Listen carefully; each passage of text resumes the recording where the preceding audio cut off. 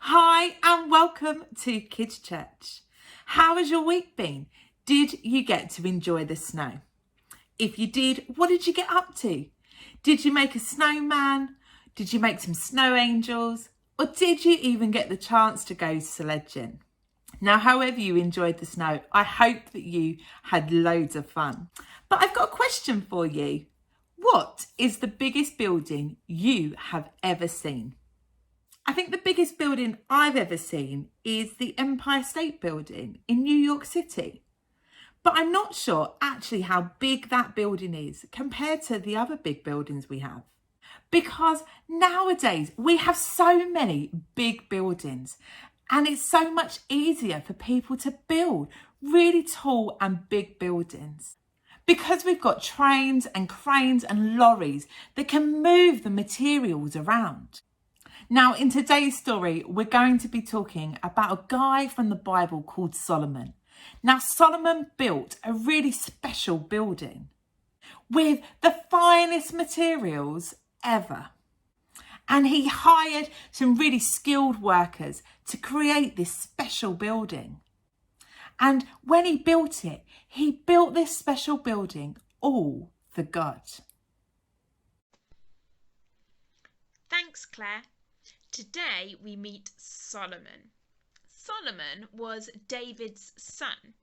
That's the David from David and Goliath, David and Saul, and the David that gave his name to this carol Once in Royal David City. If you want to know more, then head to this website. Anyway, David planned to build a really great temple for God, but God told him that he couldn't build it, that his son Solomon should. So David got everything planned. He got loads of materials delivered, ready for the day that his son Solomon would be able to build the temple. And when Solomon became king, that's exactly what he did. So this temple was beautiful. It was filled with the best materials that they could find. It had wood carvings and was filled with gold, and it was amazing. It took 7 years and a lot of people to build this temple. When they built this temple, they got everything ready before they took it up the mountain to where the temple was going to be, which meant that where they were building the temple, it was really quiet. That's pretty amazing. Now, inside the temple was the Ark of the Covenant. Now, this was a really special box that contained the 10 Commandments. And this box represented God with the Israelites. So when the temple was finished and the Ark of the Covenant was brought into the temple, it was placed in a really special place, and that one was a room filled with gold.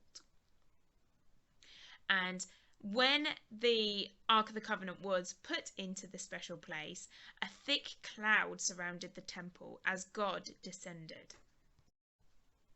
So the glory of God filled the temple, and Solomon prayed that the people would live as God wanted them to. And that is the story of Solomon's temple. You can read about it in 1 Kings chapter 8. Wow, the temple was a really special building, wasn't it? And in a way, it was like a big house. Who came to live in the temple?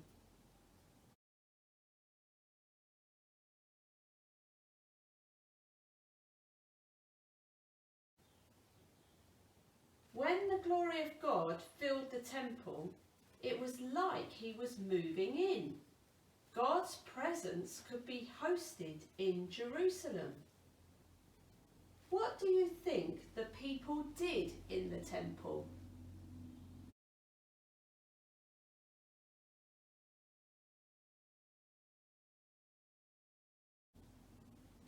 Through Jesus, we can all be God's temple because the Holy Spirit is here with us. God lives in each of us, which is very handy as we can't visit our church right now. How can you welcome God today and worship him?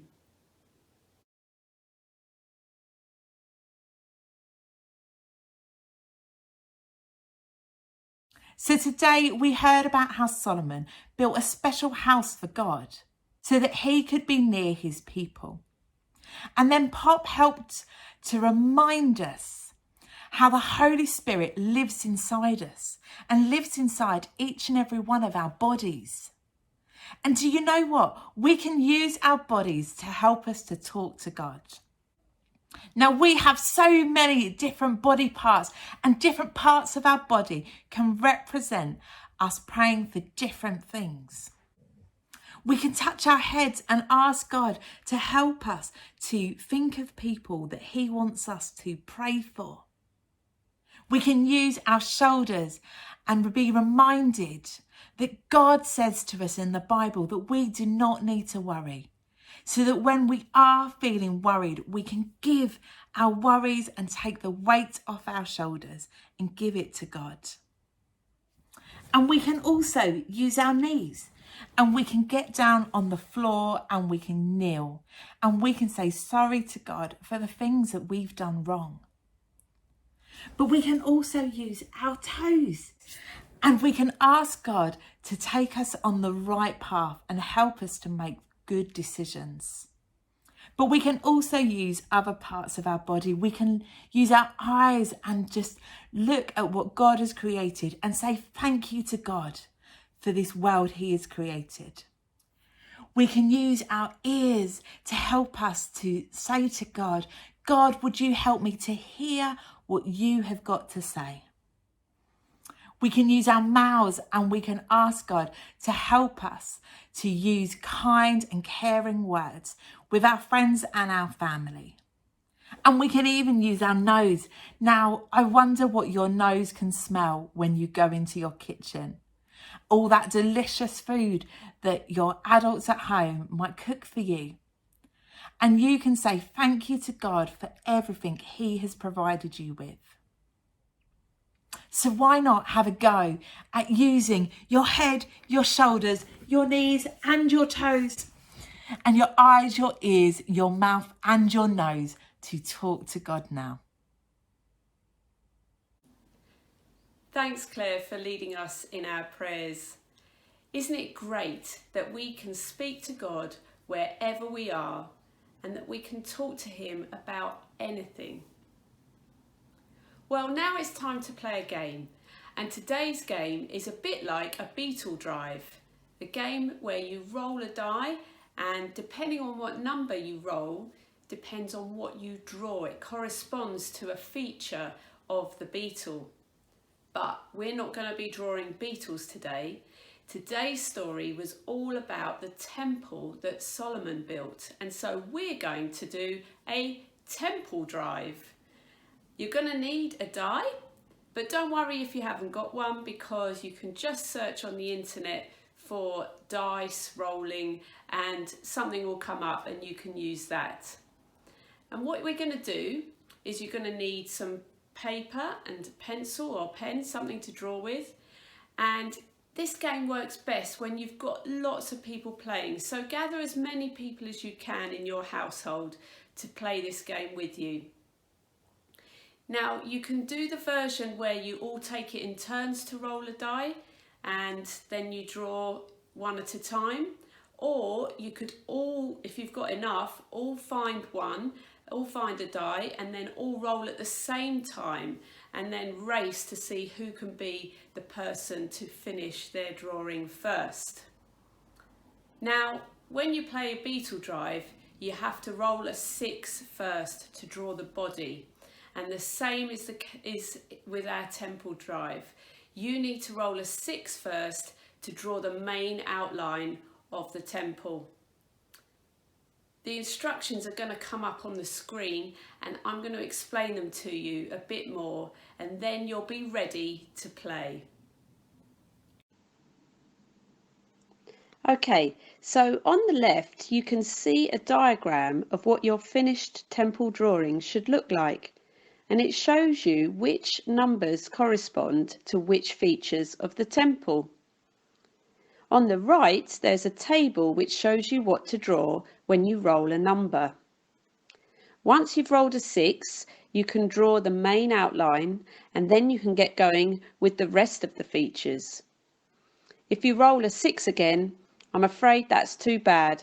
It's the next person's turn, or you just ignore that roll if you're playing the version when you're all rolling dice at the same time. You might see that some numbers are for multiple features. For example, the lampstands. Each time you roll a 5, you can draw 2 lampstands. But you need to draw 10 lampstands in total, so you're going to need to roll 5 times in order to complete the drawing. And you'll have to roll some other numbers too.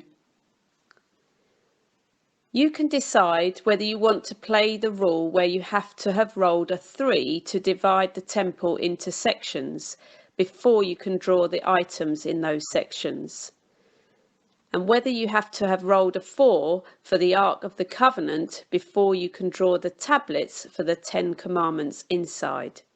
It's up to you.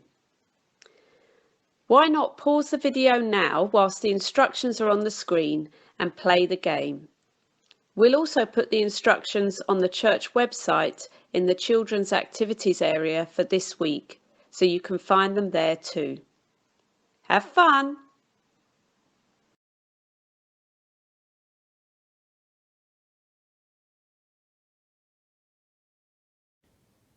I hope you had fun playing Temple Drive. I wonder who won in your house. And hopefully it will also help you to remember some of the details about Solomon's temple.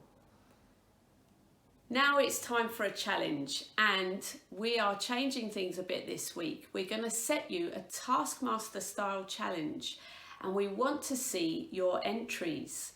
So please send them in to media@christchurchwgc.org.uk. And then we'll put a scoreboard up on the website, so do include a team name when you send your entry in.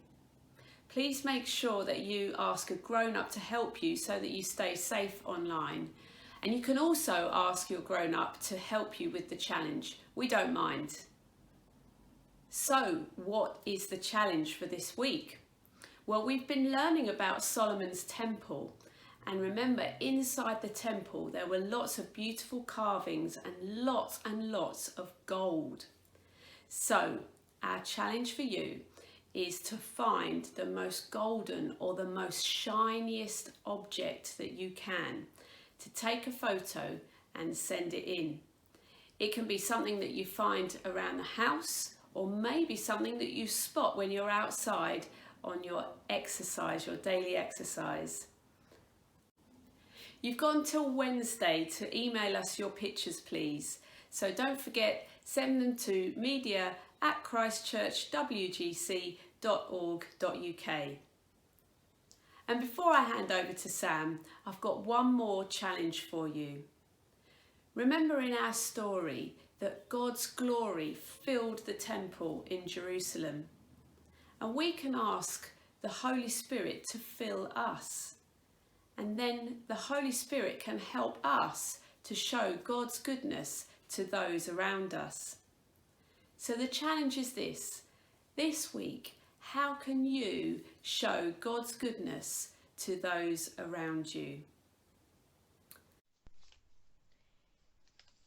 This week we were talking about leaders. So we're going to go and add these to our line. So we'll put the leaders on first. And the stories in today's section are Gideon,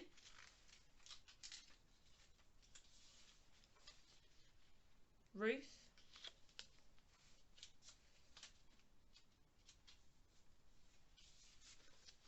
King David,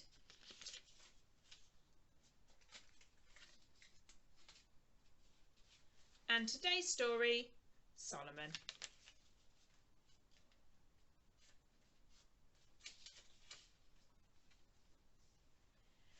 Next week we're talking about messengers, and we will be talking about Elijah and King Josiah.